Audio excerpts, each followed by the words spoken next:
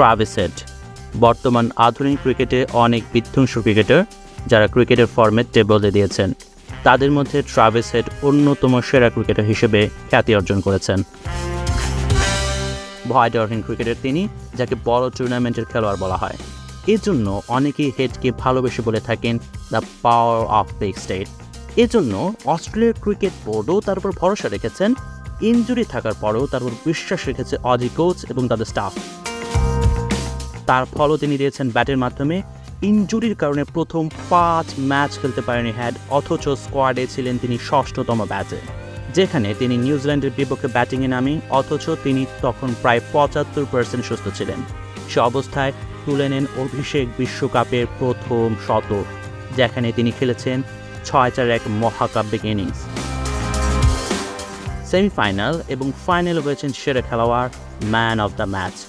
ফাইনালে অপ্রতিরোধ্য ভারতের বিপক্ষে তুলেছেন এক লেজেন্ডারি শতক এবং অস্ট্রেলিয়ার হয়ে ৬ষ্ঠবারের মতো চ্যাম্পিয়ন। এরপরে আইপিএলে নিজেকে নিয়ে গেছেন এক অনন্য উচ্চতায়।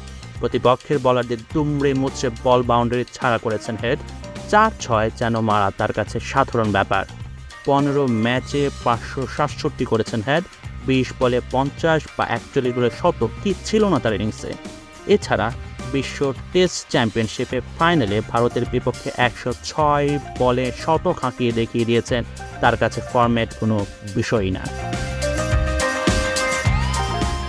শুধু ক্রিকেট খেলতে এসেছেন এবং এসেছেন ক্রিকেট প্রেমীদের আনন্দ দিতে।